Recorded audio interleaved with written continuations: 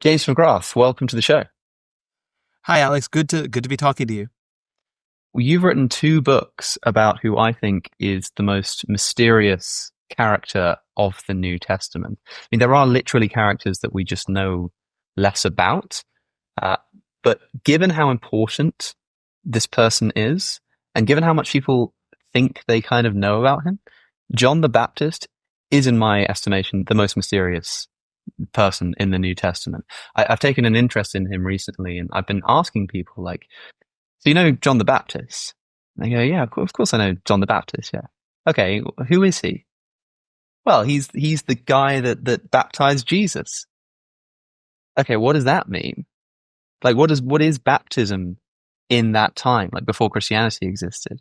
What was he doing? Oh well, he prepared the way. Like, in what sense? What does that mean? And you only need to dig a little bit beneath the surface to realize that we kind of don't really know much about any of this kind of stuff. So why was it that John the Baptist was like enough of interest to you that you decided to write about him? Yeah. So there's a long version of that story, which I'll try and keep. I'll try and give as much of it as I think will be interesting, and leave out at least some of the details. You mentioned I wrote two books on the subject, so that at least hopefully indicates the level of interest that I'm bringing to this topic.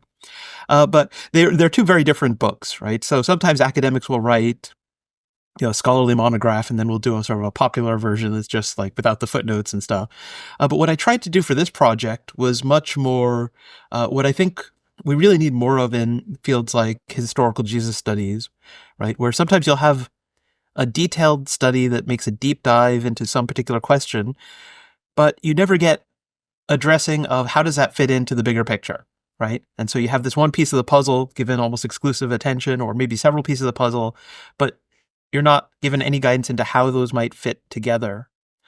And so what I tried to do is take a deep dive into some of the puzzling questions, mysterious things, questions of methodology, and then also write a general audience biography that I think will also be of interest to scholars that tries to put the story together, because I think we can figure out more about John than we have.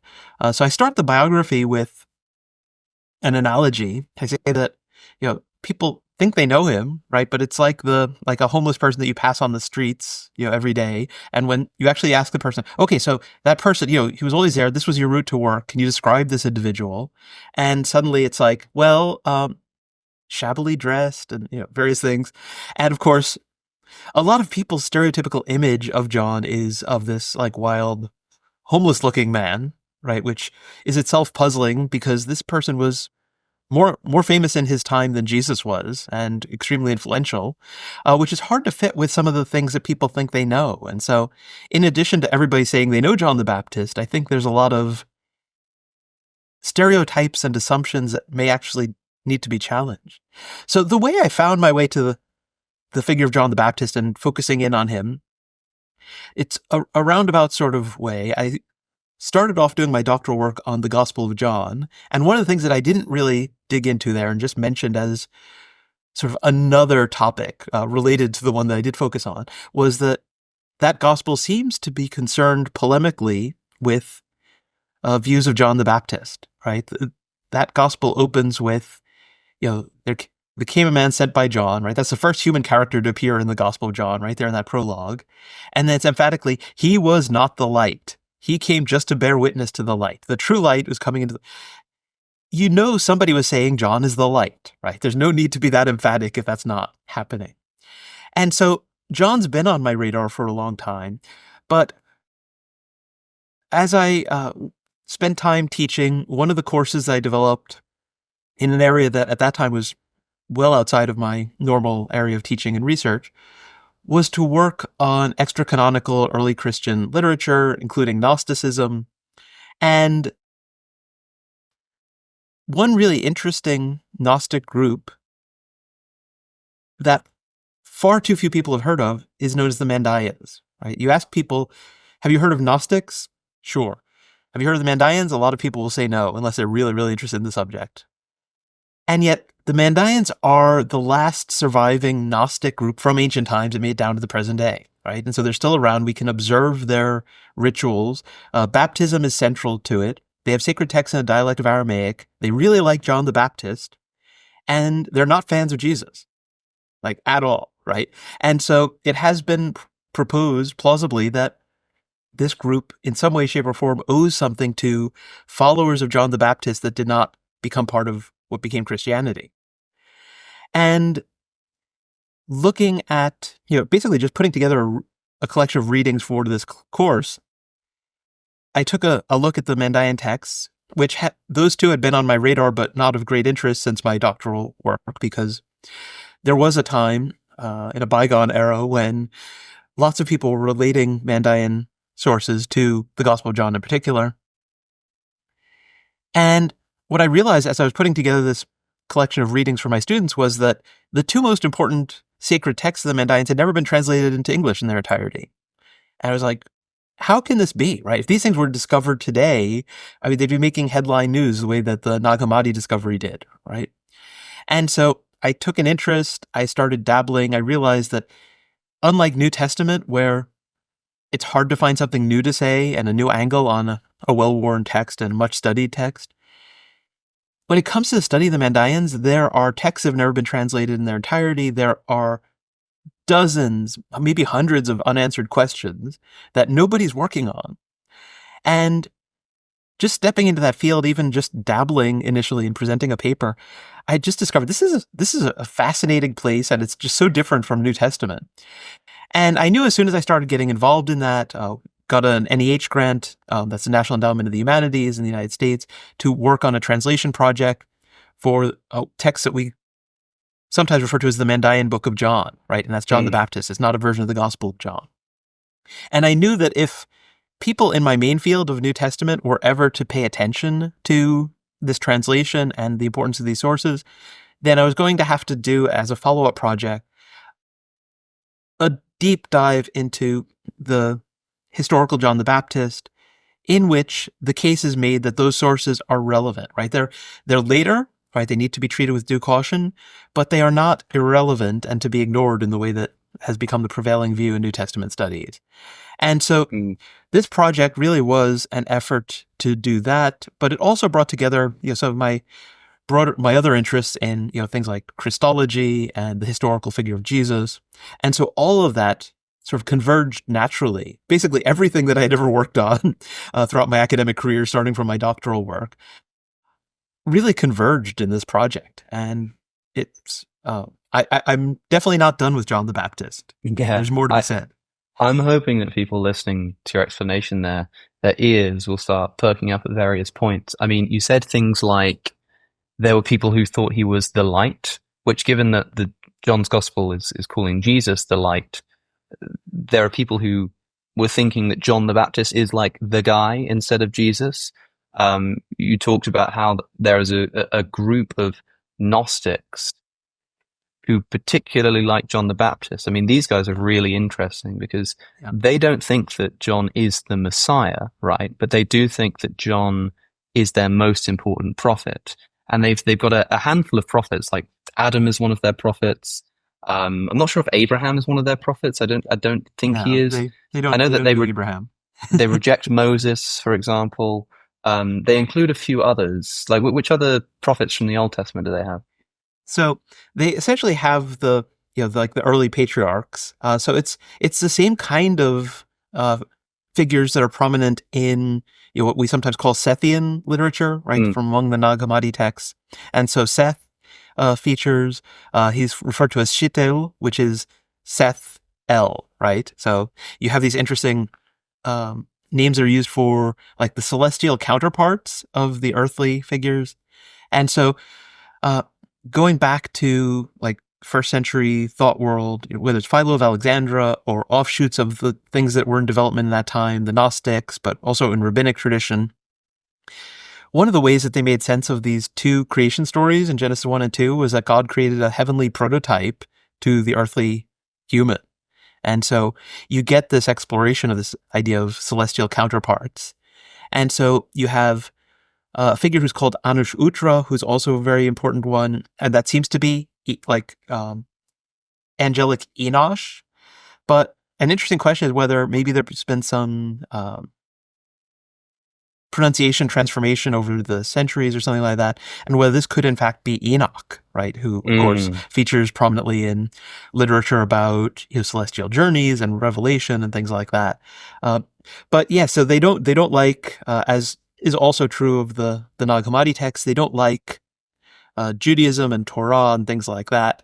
And I think that, and this could get us away from John the Baptist at least a little bit, but one of the chapters in the book is about the origins of Gnosticism.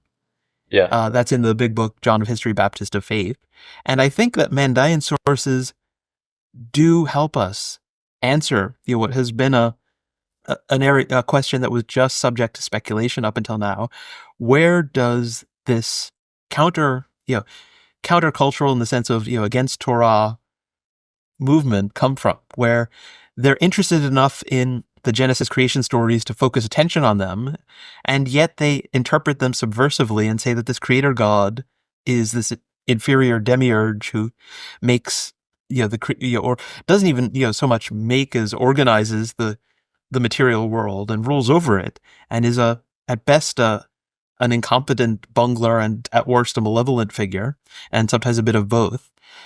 How do you end up with those things, right? Because if you are part of Judaism, you should like this deity, right? And if you're not part of that tradition, then why would you be so interested in these Jewish texts, right? So Gnosticism, as listeners to this show will know, like within Gnosticism broadly, there is this idea that the creator of the material world is either evil or incompetent and not the true God. And this is something that crops up in Gnosticism. And these Mandaeans, which comes from Manda, which is the Arabic word for knowledge, I think, or gnosis at least. Well, Aramaic actually. I can't. What did I say? I think you said Arabic. Oh, I meant to say Aramaic. Yeah. Sure. I thought you might have meant Aramaic, but yeah, we mention Arabic much more often, and so it's an easy. The Aramaic name, word for knowledge or gnosis.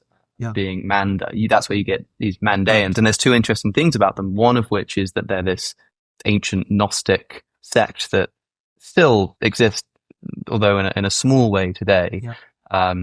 They're still around, but they're this ancient Gnostic sect. But there's this other interesting thing about them, which is that like their favorite prophet, their most important guy, is John the Baptist, and that they don't like Jesus. Do you trust the news?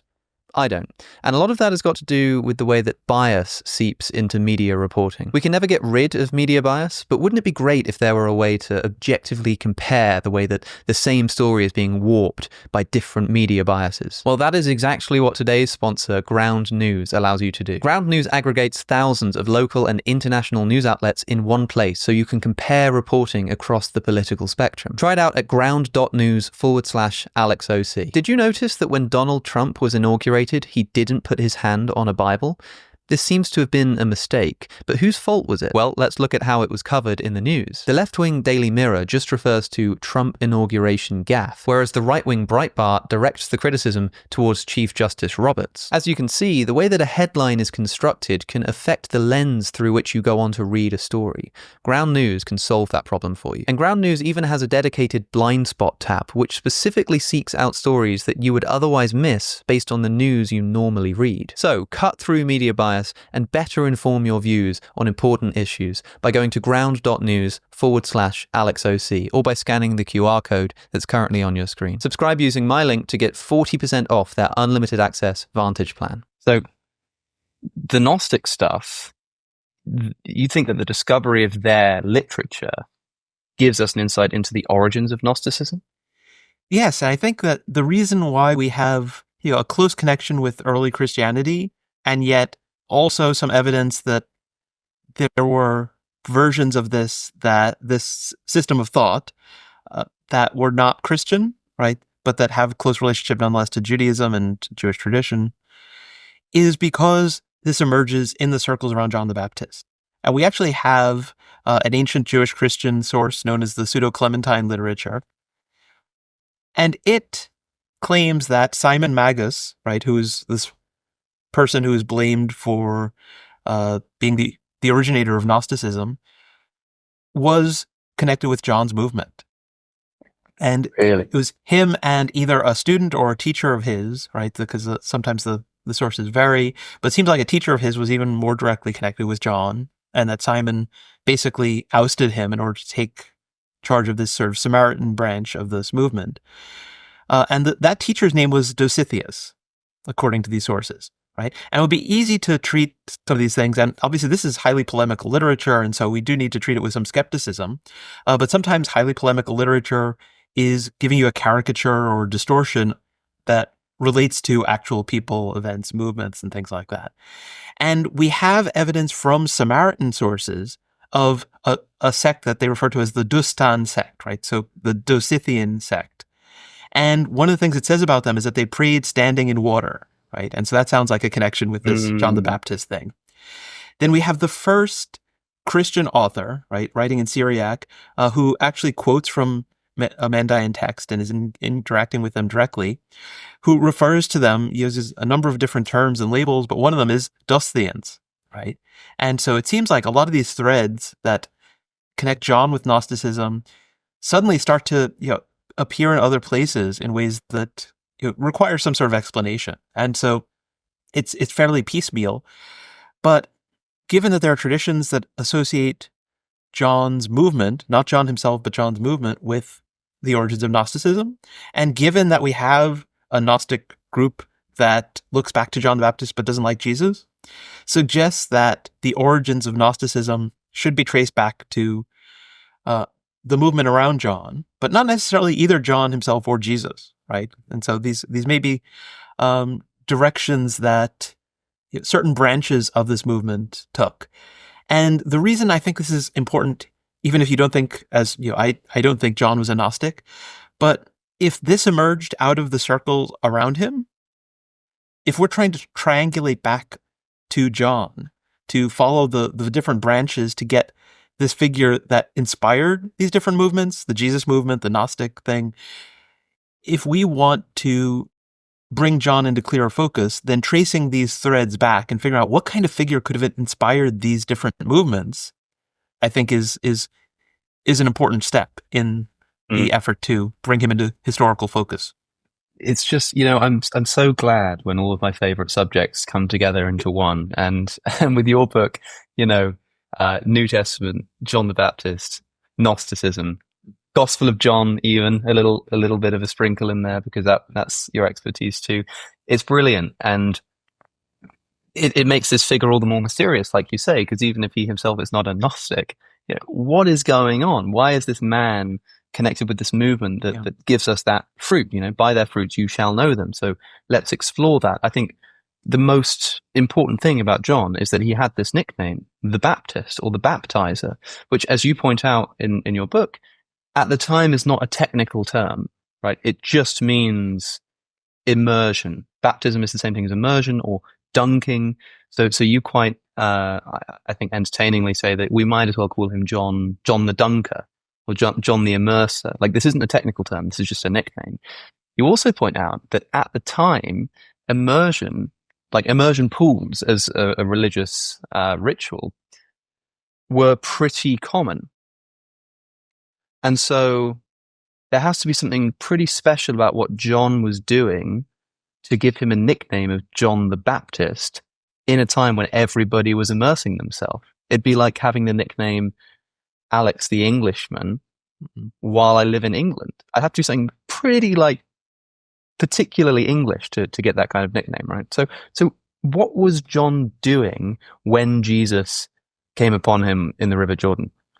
Yeah, well, we see some discomfort developing. It's not there in the Gospel of Mark, interestingly enough, right? But as Jesus gets elevated, the fact that he underwent a baptism that was a baptism for the forgiveness of sins becomes something that some members of his movement are not entirely comfortable with, right? Which is, yes, actually, can we spell that out? Is that the Gospels quite clearly say that John is preaching a baptism of forgiveness for the repentance of sin. Of repentance for the forgiveness of sins. Like, this isn't like something that we've put onto the topic. This is said in the Gospels that John is baptizing people for repentance and forgiveness of sins, and then Jesus, the Lamb of God, the perfect man, God Himself incarnate, comes along and has a baptism of repentance for the forgiveness of sins.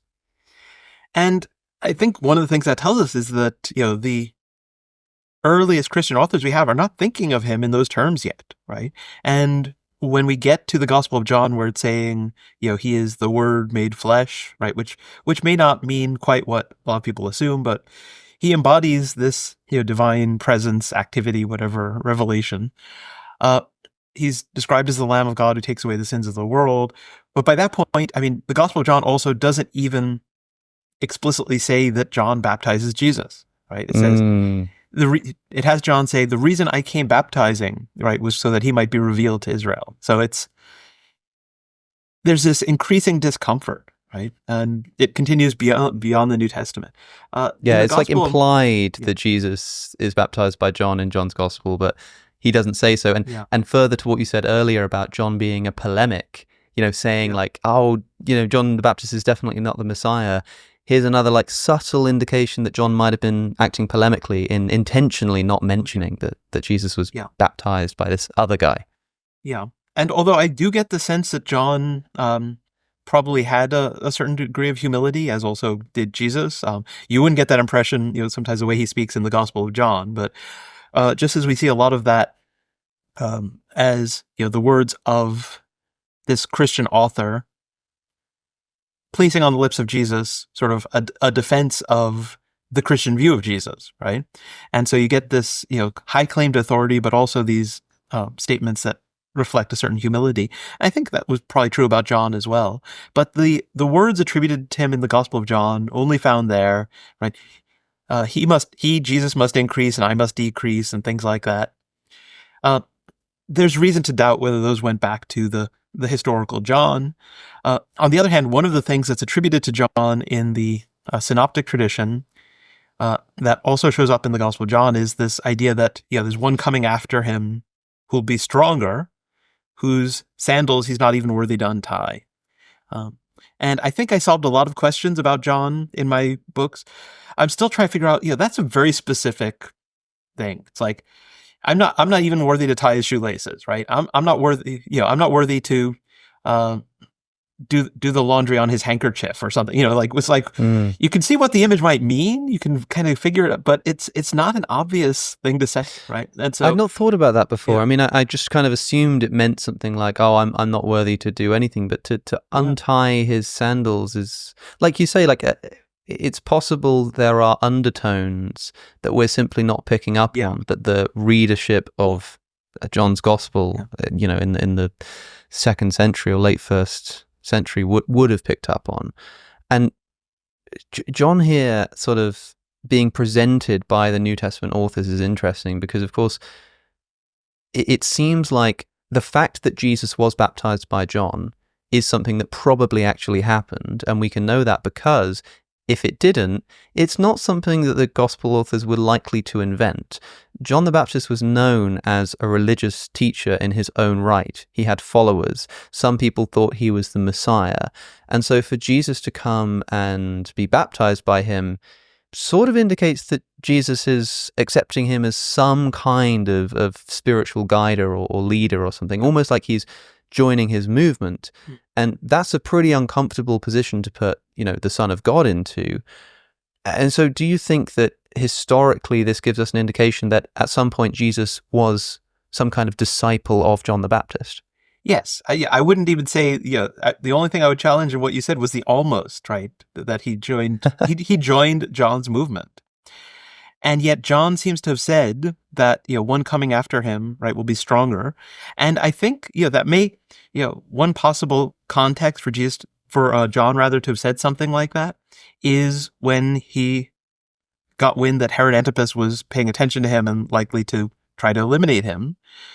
If you get rid of me, one of my disciples, right, one who comes after me, right, just like we get that in that language used for Christian discipleship here too, it could have the same connotations. Somebody who's part of my movement will turn out to be even stronger than I am. And especially given that John seems to have styled himself as like the prophet Elijah.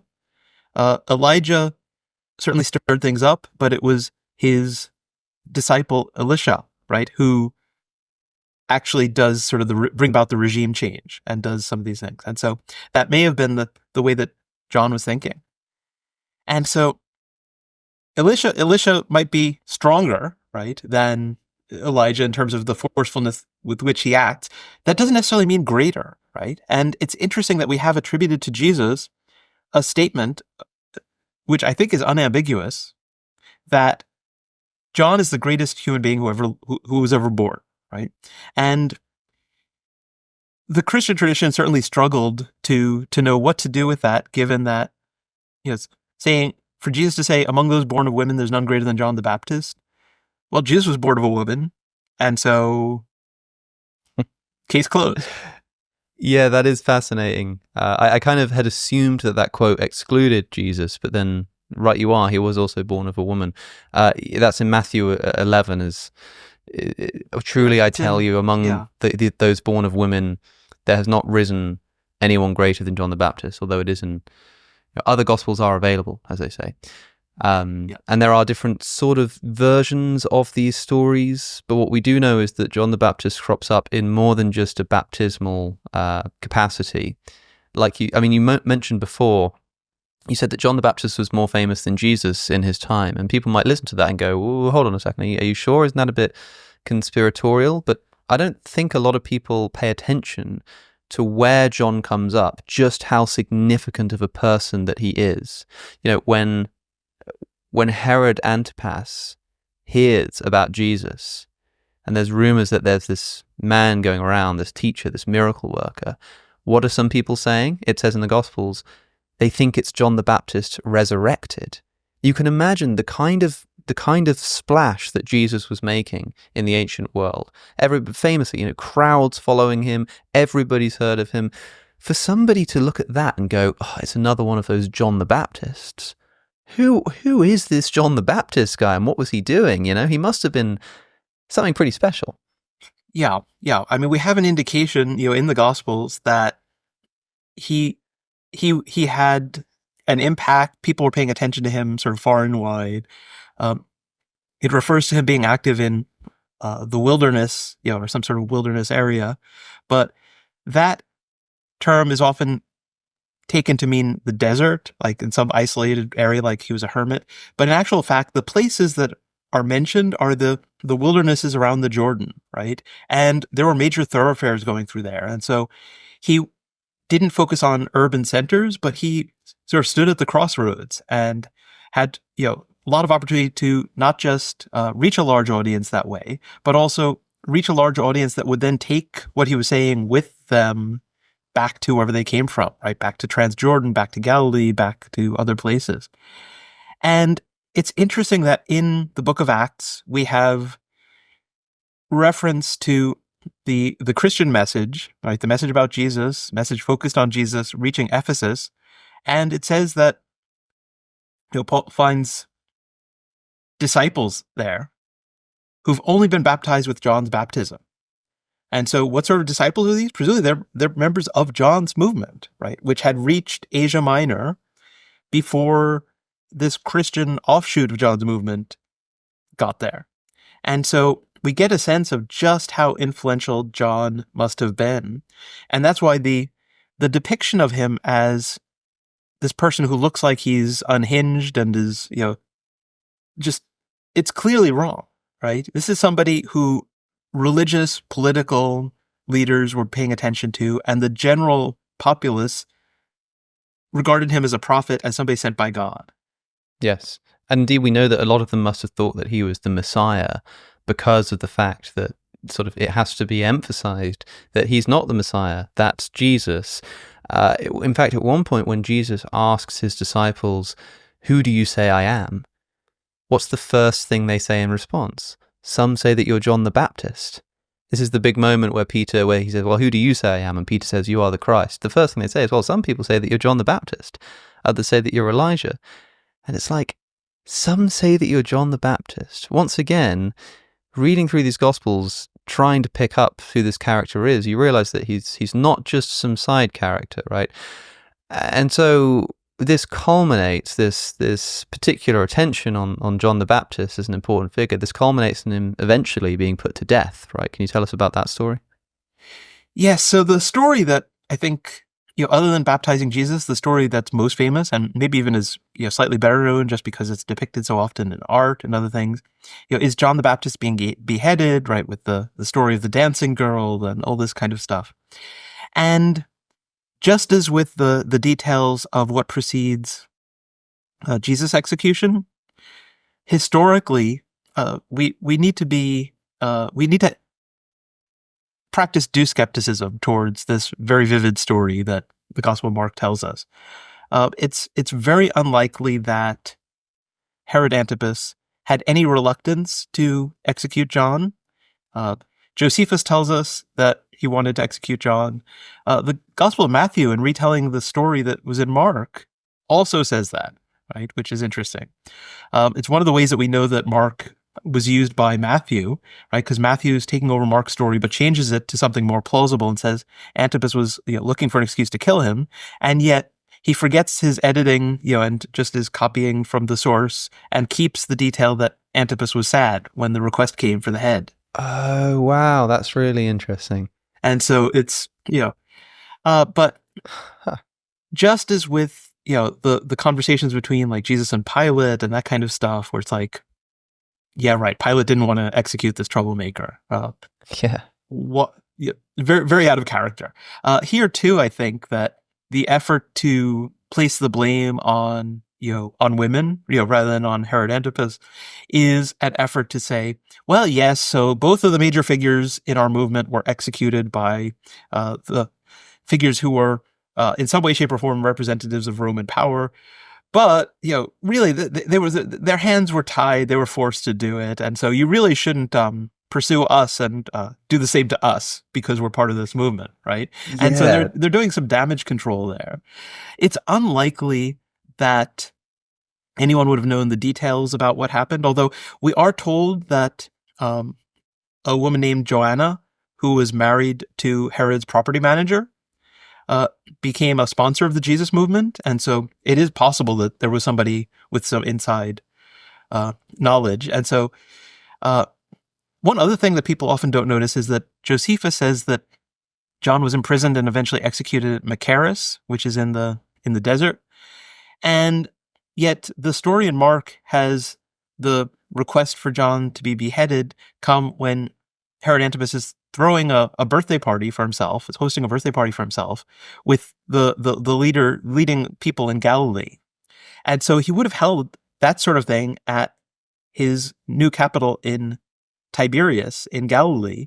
He wouldn't have said, well, let's all go away to the desert for a bit, right? And so presumably if there's any truth to there being a request for John to be beheaded and then the head being brought on a platter and delivered and things like that, we'd have to accept that Mark is compressing the time frame, right? And so, Antipas gives orders and word is sent and somebody brings word to Machaerus that John is to be executed and things like that. I think it's also interesting that both the Gospels and Josephus indicate that John was imprisoned in Machaerus for some time. He wasn't immediately executed. And that's, I think, something that's not always paid enough attention to, right? What was Herod Antipas hoping to accomplish by not simply eliminating this individual, right? Or what was it, was there any constraint, right?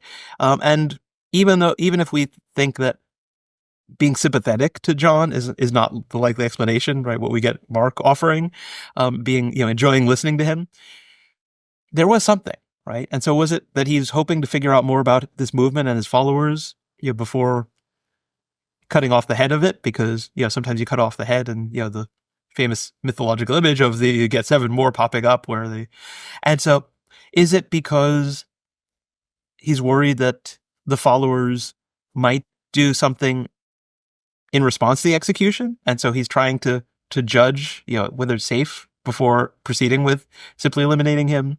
It's very hard to say, but I think not enough people have asked, what's the delay about? What does it tell us about, how Antipas viewed John and thus about John? Why is John imprisoned and then eventually executed? Like, what's the reason for that? Yeah, well, so the answer Josephus gives is that Antipas was concerned about the crowds, which seemed like they might be ready to do anything that he might advise them to. And we'll come back to that in a moment, because I think there may be one thing that we know that somebody did following John's advice or indication. The Gospel of Mark says that it's due to John criticizing Antipas's divorce from his first wife and marriage to his brother's ex-wife, right? They divorce and he marries her. And when we put those two together, we actually get a story that makes even more sense than either of them does on its own.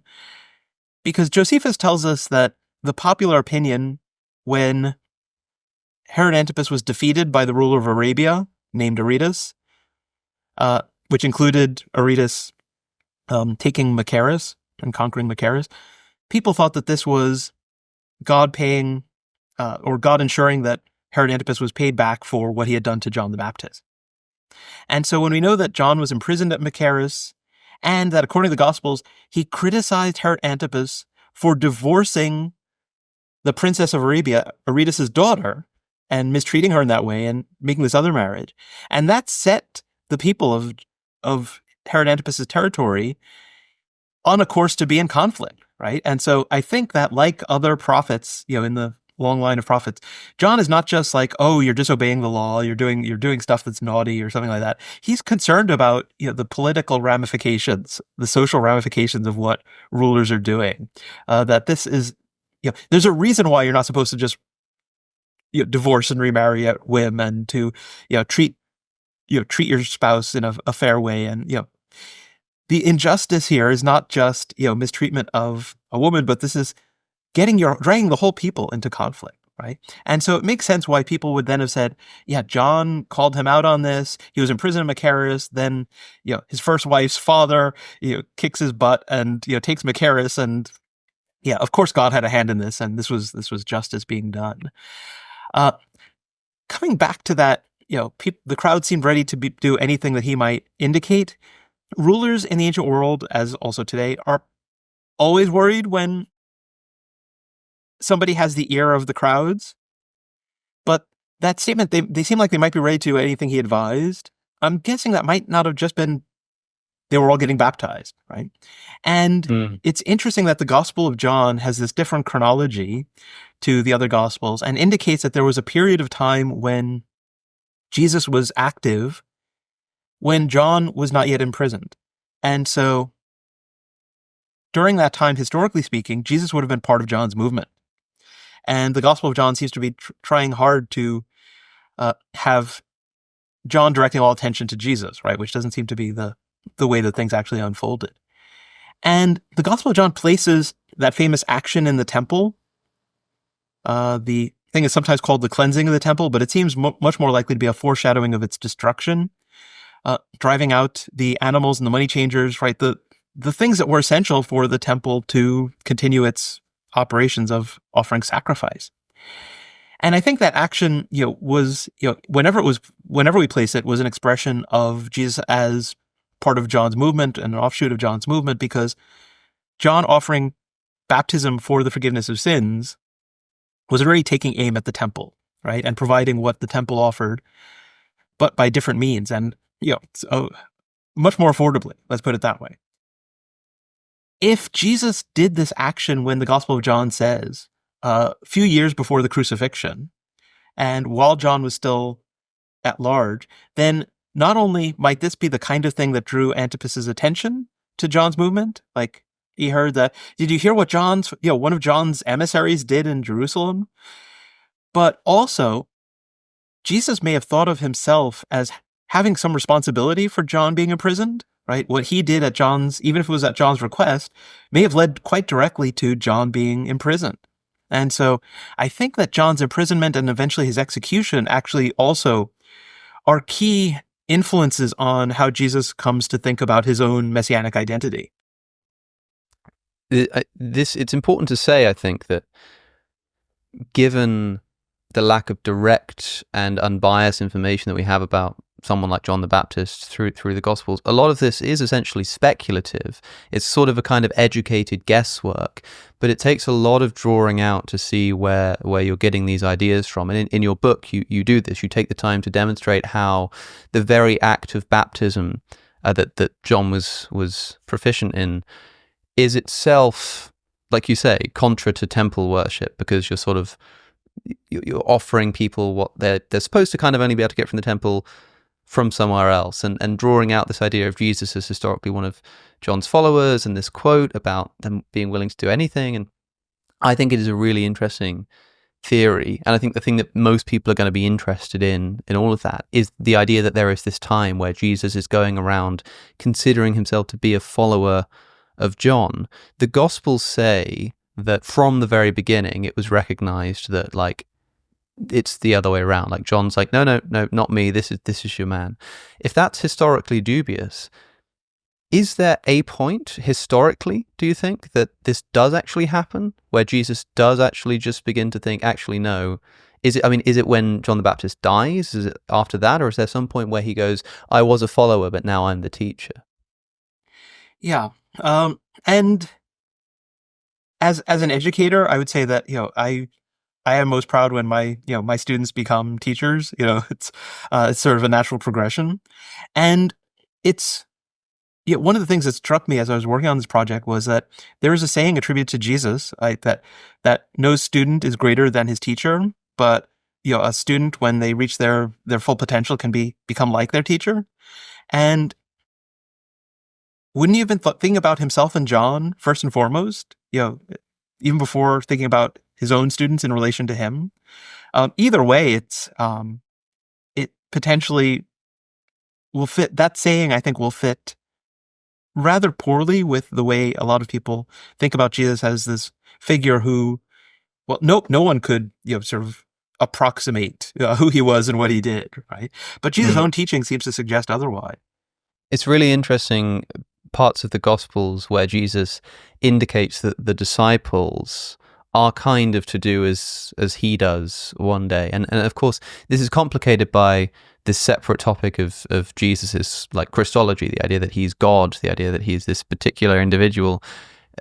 Missing in all of that, or a difficulty for all of that, are quotes like when Jesus says famously, I am one with the Father and I are one.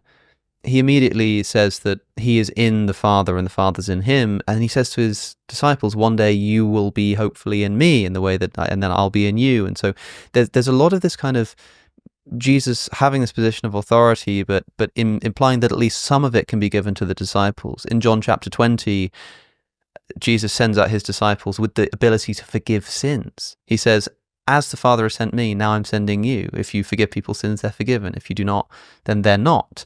And it's like, well, yeah, maybe there is this feeling that you've got a follower of John the Baptist who then says, actually, now it's my turn. And nearing the end of his ministry says, okay, this whole forgiveness of sins stuff that started with John the Baptist and I kind of took over, now it's on you, the apostles, to go out and do the same thing.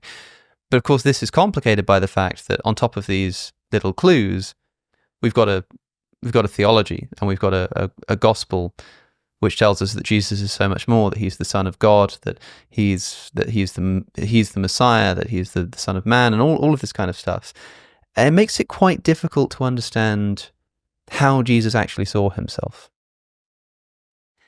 Yes, and that is a genuine difficulty. And the challenge, I think, for historians, this has always been true, but I don't think those of us who've been interested in historical research on Jesus have always kept the balance that's needed here, is that on the one hand, we can detect a trajectory, right? And that eventually gets us to things like the Council of Nicaea, right? Where Jesus is the incarnation of the second person of or actually at that point, it's not even thinking exactly in Trinitarian terms yet, but a figure that is of one substance with the Father, right? And the church spent a lot of time getting to that point, but there's a trajectory that gets us from the historical Jesus to there. And so we know that we need to peel back some layers of development in order to bring the historical Jesus into focus. On the other hand, sometimes I think there has been a swinging of the pendulum to the opposite extreme, where it's almost an effort to get back to a Jesus who doesn't have any high view of himself whatsoever. And there are enough sayings attributed to Jesus that seem to be authentic, that have a strong case to be made in their favor, that becomes implausible, right? One famous example is the promise, you will sit on 12 thrones judging the 12 tribes of Israel, which most scholars think, the version in one of the Gospels is changed. It's you will sit on thrones rather than you will sit on 12 thrones, because, of course, one of the 12 that Jesus was addressing then was Judas. And with hindsight, Jesus promising you will sit on 12 thrones, including Judas, is sort of problematic, right? And so if he envisages his apostles, his appointees, sitting on 12 thrones judging the 12 tribes of Israel, then what's he doing, right? And so presumably he is of a higher status. And an interesting question is, does he at this point think of both himself and John as having a higher status, right? So when it comes to thinking about John as the Messiah, right, which we know some people were thinking, it's not entirely clear whether John and or Jesus thought in terms of that sort, but there was an expectation of what we might call two messiahs, right? Messiah is just a transliteration of a word that means anointed one.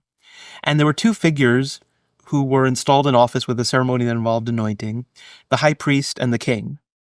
And both of the rightful holders of these positions, according to the Jewish law and according to the scriptures of Judaism, were no longer holding them, right? So people like Herod the Great, even the Maccabees, right, are not of the line of David. Somebody else other than the line of Zadok was holding the high priesthood. And so there were groups that hoped for the restoration of these roles to their rightful holders. And one interesting possibility is that John may have come to see himself as a messianic figure, right, in the strict sense, but he's a priestly Messiah, right, who is carrying out an activity in a non-traditional way, right? So not by offering sacrifices in the temple, but by some other means. And so between that and his arrest and execution, it may be that Jesus came to think of himself and believe he's the stronger one that John promised, and thus will be the Davidic king, but that he too maybe first has to follow a path more like John's, right? That involves suffering and rejection. And that only then would God intervene to vindicate both of them and show that they were right. There's only one place where I think that view of maybe John and Jesus as two messiahs shows up in the New Testament, and it's in the book of Revelation, right? Where there's this reference to two witnesses, right, sort of in the holy city, who are killed, and their bodies lay on the streets and are exposed. But then, like, after 3 days, they're raised up. And did that reflect an expectation that sort of John and Jesus, right, would be raised and vindicated? Because the two witnesses are said to be the two lampstands, right? And that's an image from the book of Zechariah, where you have the high priest and the king, or these two anointed figures, and the lamps are sort of oil lamps, and it's all connected with that imagery. And so do we have a hint there of a time when you had this messianic view of John and Jesus? Wow. Well, what's the Christian interpretation of that passage of who these two people are? I mean, sometimes it's been like it's Peter and Paul, or some two witnesses in Rome, or something like that. There's good reason to think that we have in the book of Revelation a work that had an earlier form, and it's interesting. There is one person whose view I do not subscribe to, but I think there's still something really interesting in terms of the connection with the John the Baptist movement. So, J. Messingburg Ford wrote a commentary on the book of Revelation that is not widely used because she had a really unusual view that this was a Christian reworking of a work that was originally by someone named John, and that John was John the Baptist. And so this was actually a work by John the Baptist, but then edited by Christians to become a Christian work, which I think is fascinating, Wow. Right? And I'm not ready to go there. We'll see if I ever turn my attention to Revelation, whether I change my mind about that. But what is interesting is that we have both this sort of dual Messiah thing that pops up there with the two witnesses, and we have the woman who gives birth to a messianic child being chased into the wilderness, which mirrors a story that's told about John and his mother fleeing into the wilderness, right, when supposedly Herod the Great was after them, right, which we find at the end of the infancy gospel of James, right? It's mostly about Mary and then about Jesus, and then suddenly it's only about John and his parents.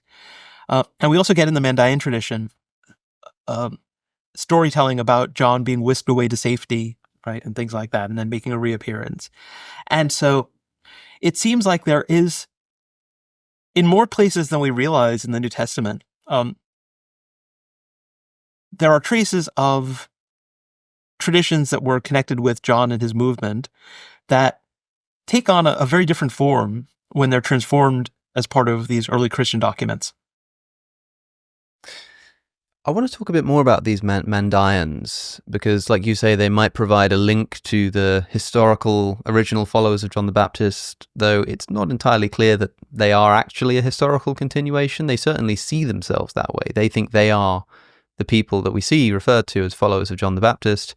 The ones that don't become Christians go on to become these Mandaeans.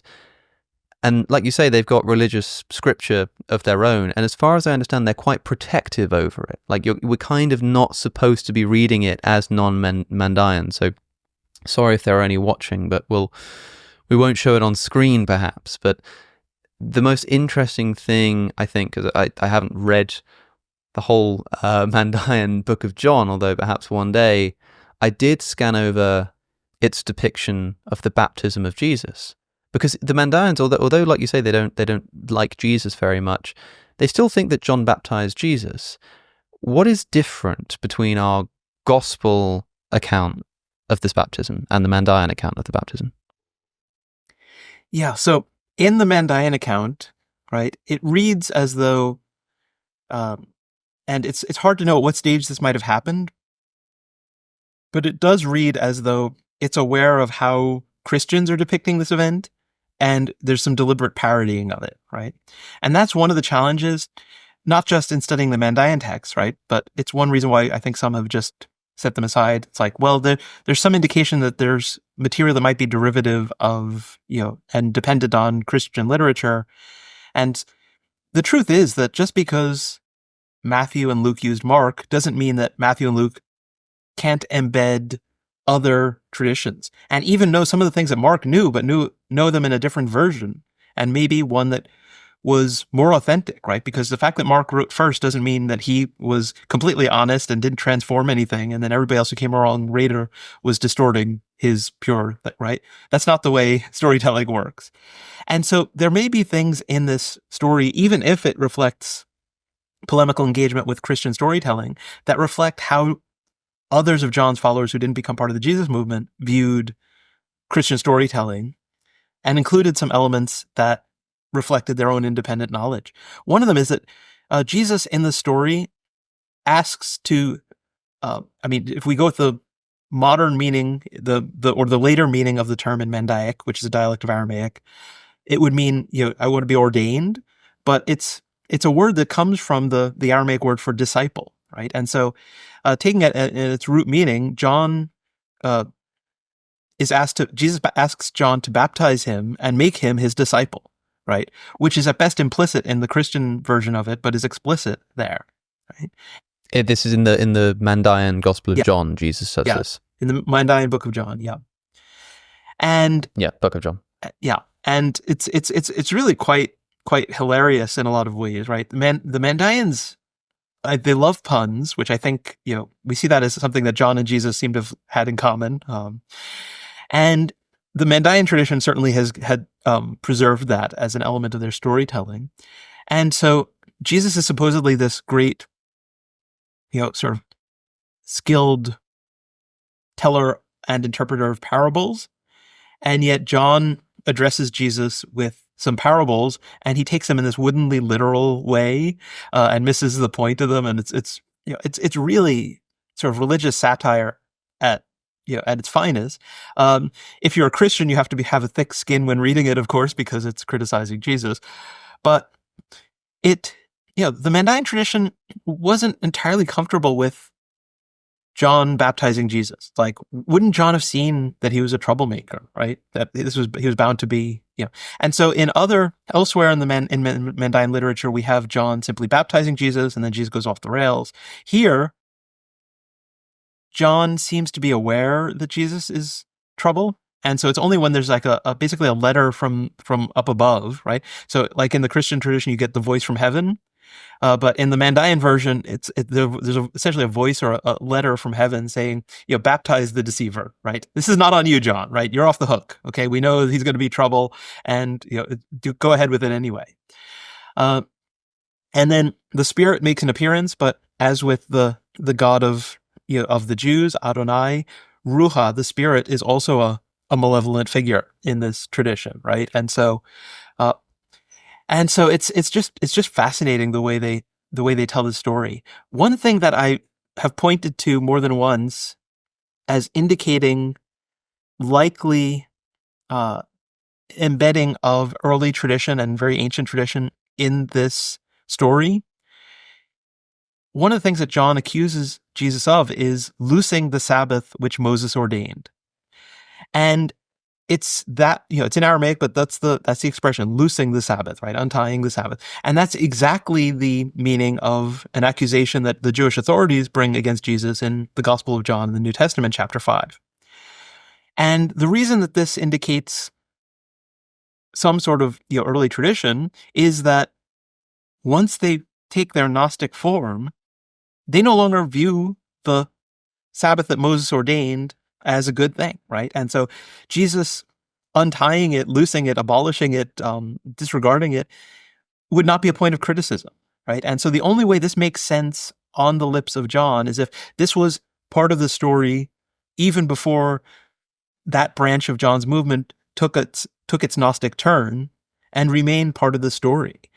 And it would mean that some of John's movement were more conservative in some ways with regard to the Jewish law than some elements of the Jesus movement were, right? And so it's striking that we get sometimes attributed to just generic Jewish authorities or things like that, things that elsewhere are attributed to John or his movement, right? Suggests that at least some of John's followers understood John in a more conservative way, right? And so there too, I think that between the conservative Jewish and the Gentile mission-oriented versions of Christianity, the emergence of Gnosticism, right? The emergence of, and the likelihood that this influences other strands within Jewish and Samaritan tradition, John seems to have had a vision for, bringing together, as we might say today, a broad coalition, right? And people who were clearly really skilled, intellectual, insightful individuals. And of course, when you have somebody who is esteemed as a teacher and a key influence in a time, then like if they're considered an artistic genius, a musical genius, all these other people gather around them, and oftentimes what they end up doing, it reflects the influence, but also then takes it in a different direction. And I think that's exactly the role of John, is that he brought together a lot of the thinkers and the activists of his time, because he was this person who was thought to be a genius with ritual and with word and with teaching and with social change. So everybody knows the story of Jesus getting baptized by John the Baptist as told by the Gospels. In the Mandaean book of John, Jesus approaches John the Baptist and asks him to baptize him and pronounce your name. Pronounce over me the name you pronounce.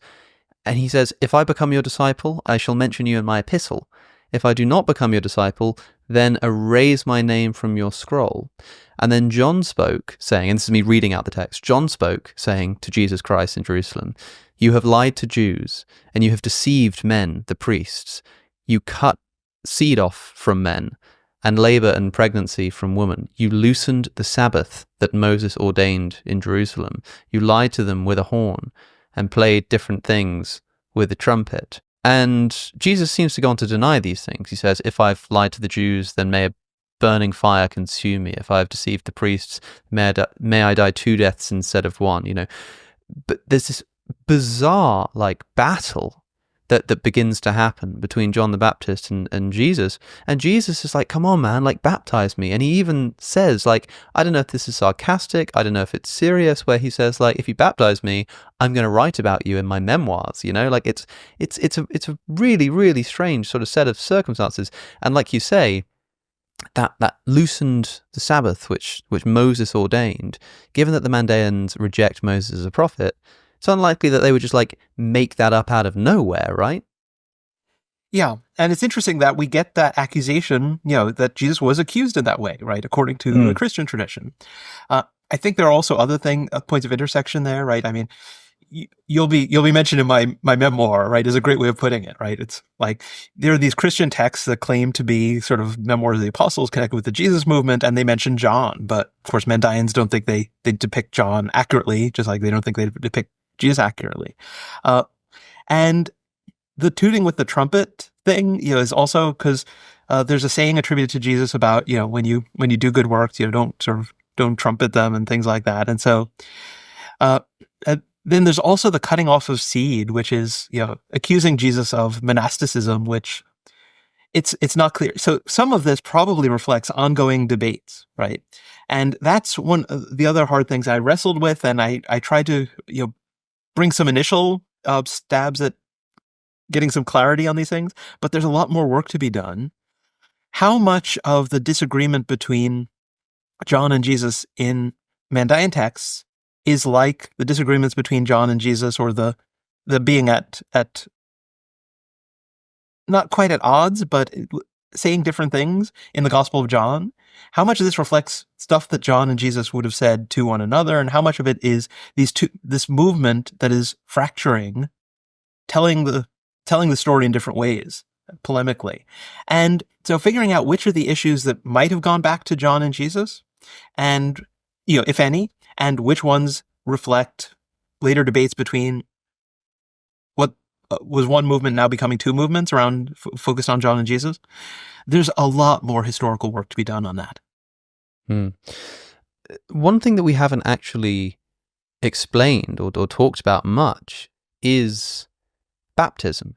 We've talked about John, who was going around baptizing people, and we've mentioned that it just means immersion. We know that it involves water, but how much do we know about what baptism actually is? Why John the Baptist seemed to be obsessed with water, why his whole movement seemed to be surrounded by immersion in water. Where did that come from? Yeah, and we don't have a story about sort of John discovering baptism. One possibility is that, if he leaves home trying to figure out, what he's supposed to do, and, immersing in water, maybe catches a glimpse of himself, and, somehow it resembles, it seems like not his own image looking back. It's, more like what he imagines the prophet Elijah looks like, or something like that. You can imagine how, certainly there's a long history of people undergoing immersion, seeking, a spiritual experience. That wasn't the dominant form of immersion in that time. And the way we know that John's immersion was not just the purity immersion of that time is one that you mentioned, that he becomes known as the immerser, which is very hard when you have so many people immersing all over the place. But also there are these stories about his authority being challenged, right? By what authority do you do this if you're not the Christ or Elijah or the prophet? Yes, this is said to Jesus, to be clear. So Jesus is accused later in the canonical Gospels. By what authority do you do these things? Yeah, and there he says, well, I'll ask you a question. John, what was his authority, right? So he links himself with John's authority there, which is interesting. But in the Gospel of John, right, and I'm not suggesting that this was a historical incident with the dialogue preserved, but in the Gospel of John, Jewish authorities come to John and ask him, what's your authority to do this thing, right? Why do you baptize if you're not the Christ or Elijah or the prophet, right? So in other words, to do this thing that was offering forgiveness by a different means requires authority, right? And the very fact that the question of John's authority to baptize comes up suggests that he was doing what the Gospel of Mark and other sources say, namely offering a baptism that was offering the forgiveness of sins, right? It required repentance, but it's for the forgiveness of sins. And even in the early Christian preaching described in the book of Acts, right? At which point it's barely a Jesus-focused movement, right? It's the Jesus branch of John's movement. They are still proclaiming, repent and be baptized for the forgiveness of sins, right? That's their message. And so we see that there's continuity into the early Jesus movement that gets overshadowed and gets lost along the way as Jesus is elevated and John is submerged, maybe is the right word to use. So I think that John, right, and one of the more speculative but I think plausible things that I explore in my books is that we have these dual traditions of John as dedicated as a lifelong Nazirite, right, like Samuel and Samson had been, and also the son of a priest. And priests were required to keep their hair trim, right, according to the Torah, and later texts like the book of Ezekiel and the rabbinic literature make it even more explicit. And Nazirites were prohibited from doing that. And so if John found himself torn between two incompatible roles that he inherited, that might have provided a catalyst for him to ask, okay, so what am I supposed to do with my life, right? If I'm the son of a priest who is not going to serve in the temple.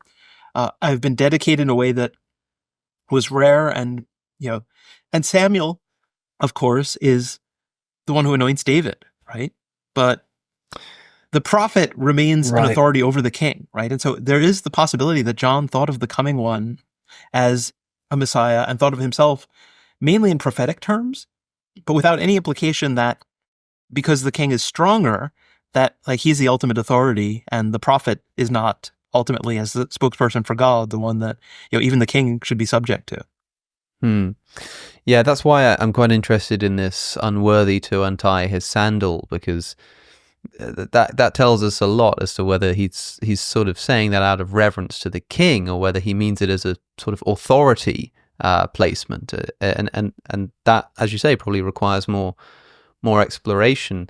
But that's interesting. So we know that, because the other thing that we haven't spoken about is the birth narrative. Sometimes it's forgotten that in Luke's birth narrative of Jesus, it begins with the birth of John the Baptist, or the pregnancy of Elizabeth, his mother. And we're told that there's this miraculous story. We're told this miraculous narrative that Elizabeth can't have children, she's too old, but they're praying for a child, and God miraculously gives them this child, and that child is John the Baptist. And when Elizabeth is pregnant, she goes to meet Mary, who she's a relative of, and John does a backflip in the belly. And there's a lot in there. I mean, one thing is that we know that Zechariah, the father, is a priest, and the way that we know, so priesthood is like an inheritable office at that time. So it would have been expected that John becomes a priest in the same way, and that's in the infancy. That's in the gospel narrative there, but it's also in the Mandaean sources that his father was Zechariah the priest. So probably was known that was actually the case.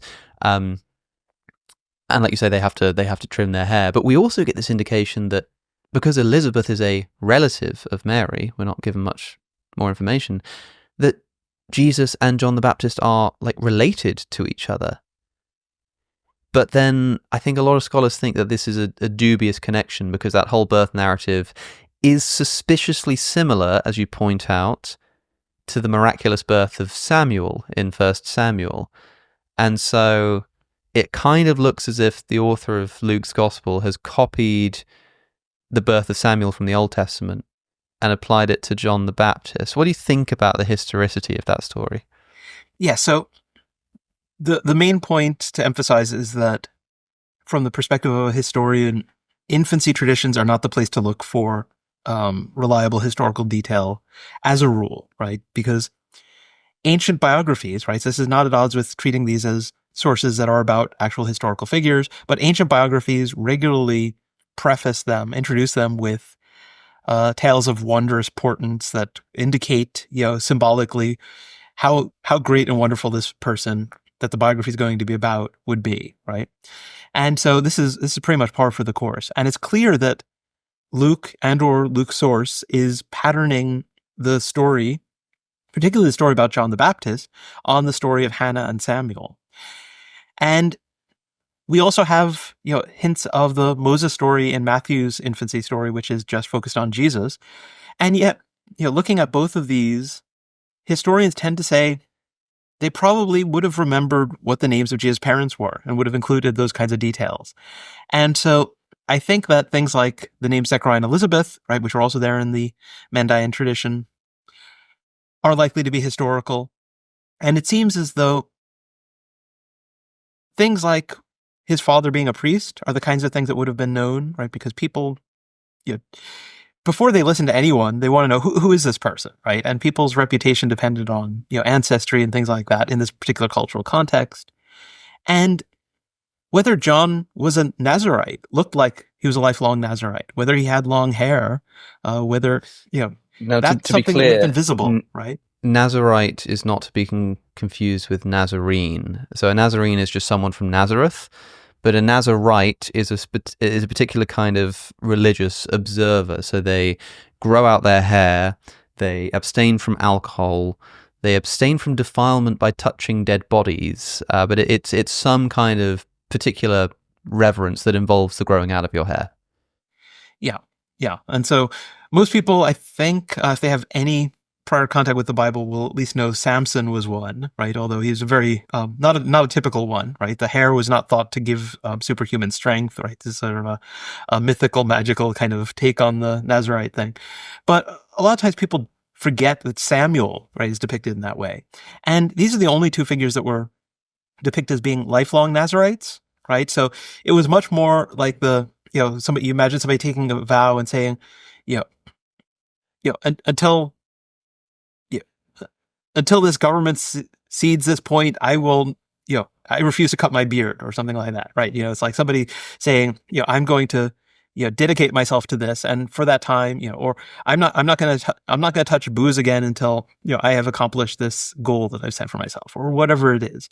And so a Nazarite vow was usually that sort of thing, something that somebody took for a period of time, and then they ended it and they shaved their head and they went back to normal.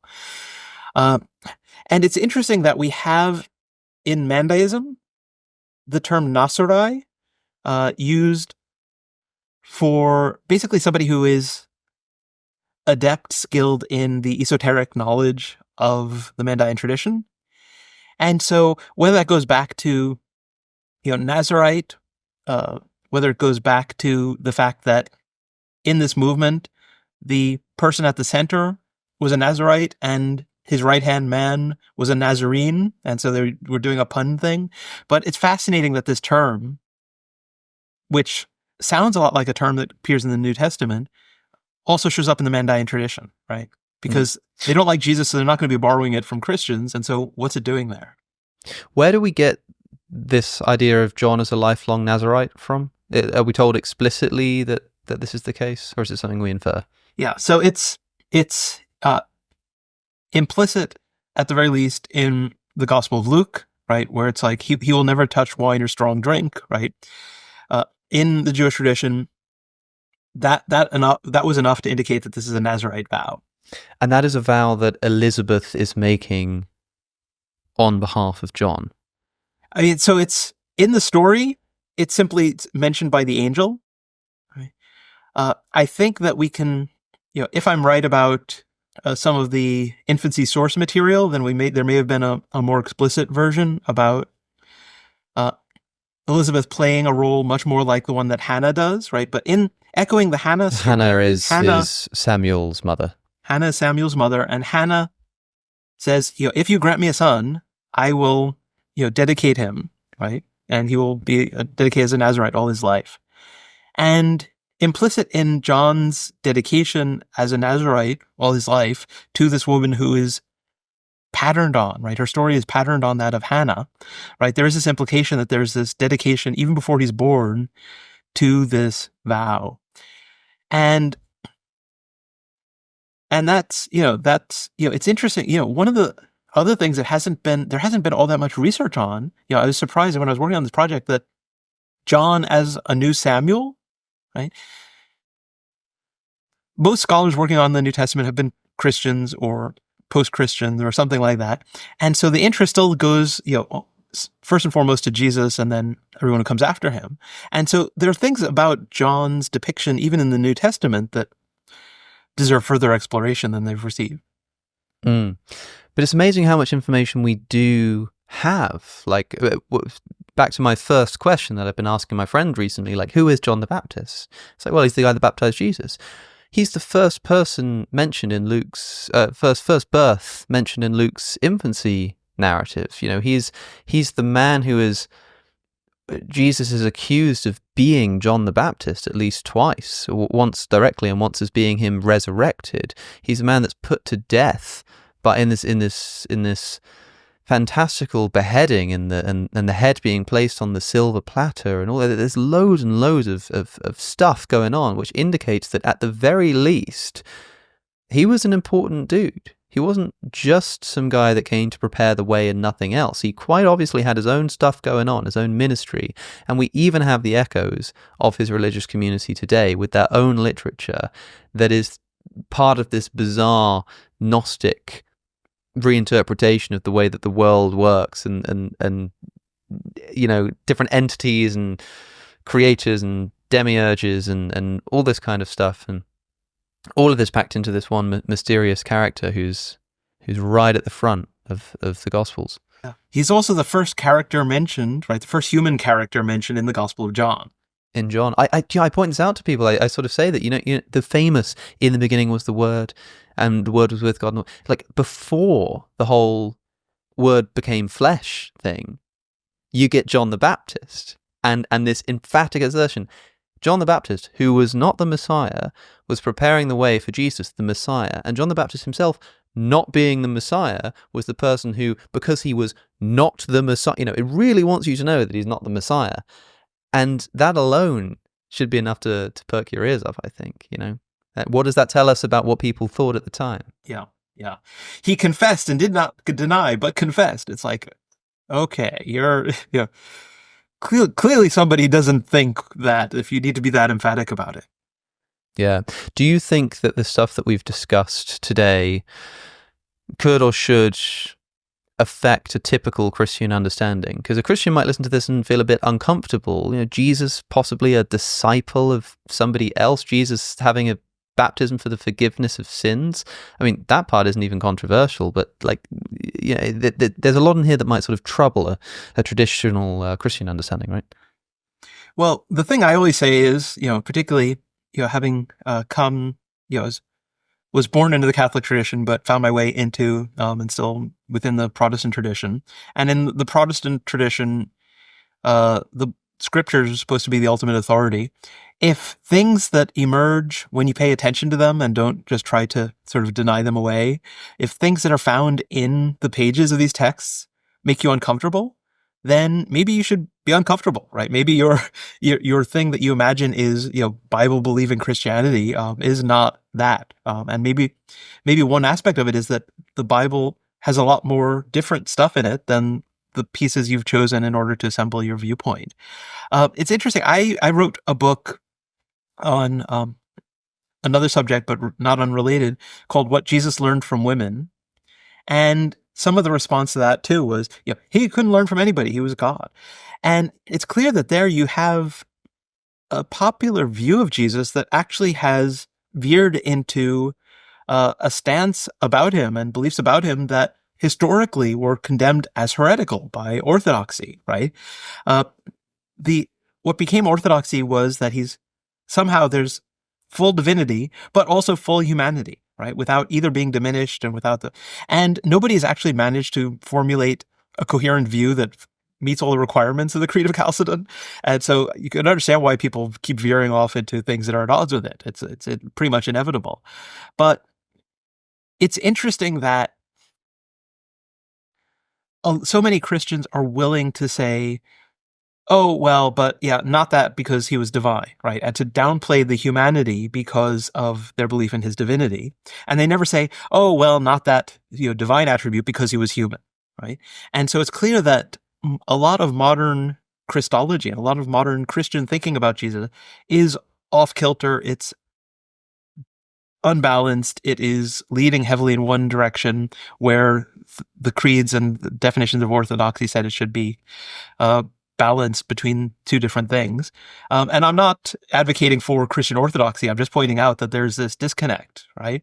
And that, for Protestants at least, right, it's not the creeds that are supposed to be the authority, it's the Bible. And yet, so much of the Bible is read through the lens of these later creedal definitions of who Jesus is and what it means to say that he's the Word made flesh. Things that are not spelled out in that precise way within the pages of the New Testament themselves. There's so much more to say, and that's why you wrote 2 books about the subject. I mean, topics not included include, for example, the suggestion that John the Baptist was an Essene, and this is a really popular suggestion that people like to bring up. But in your book, you explain why that might be a little bit dubious and sort of like a bit groundless, right? Also, we talked about water, and you give some ideas as to where this importance of water in John's baptismal ministry might have come from. In Ezekiel, at the end of Ezekiel, we're told about the construction of the new glorious temple one day in the future. And one of the interesting things about this temple that's imagined at the end of Ezekiel is that it has water flowing out of it, and that water brings the gifts of the temple to people outside, and that water sort of it's something about that water which allows what is in the temple to be brought outside of the temple too. And that maybe John had read this and thought, well, I'm not so keen on this temple stuff because I'm not going to be able to teach in the temple because I'm a Nazarite, but I was supposed to be a priest. And so he's out in the wilderness, and it's something to do with the water. And all of this stuff is fascinating, and it all kind of comes together in some really interesting ways. So is it fair to say that the scholarly work is, the book's title is John of History, Baptizer of Faith, and the popular level work is Christmaker, A Life of John the Baptist? That's a good distinction, like sort of scholarly versus public. Is that how you consider those books? Yes, but I'd also say that, if you want the deep scholarly, investigation of, how might baptism have been invented, right? And looking at the sources, looking at things in obscure languages, at least obscure from the perspective of, English-speaking world scholars, then the big book is a place to look for those kinds of things. The other one is telling John's story, right? It's trying to narrate it as a biography. And I think a lot of people who read the biography will want at least some of the arguments for, okay, but what's the basis for that conclusion, right? And so I try to do both those things. I think in the past, I've tended to try to squeeze all of that into like one book. And this was the first time where I tried keeping those things separate, and I think it really did work well. I mean, I'm happier with having kept them separate. I think otherwise I would have had a book that wasn't quite doing either what a general audience wanted or what scholars wanted. Yeah, well, certainly what happened with me is I was reading Christmaker, and I switched to then diving into the bigger book. And I think that if you're listening to this, like if you're interested in the sort of Gnostic element, if you're interested in all that kind of stuff, then the big book is the way to go. But if you just want to hear all of this put together in a narrative form that makes sense from beginning to end, then Christmaker is what to do. But hey, why not buy them both? They're both linked down in the description, so check them out. James McGrath, thanks so much for coming on. It's been a good one. Alex O'Connor, it's great talking with you, and I really hope this is not our last conversation, because we're just scratching the surface of the things that apparently we're both really, really interested in. I'm sure we'll speak again soon.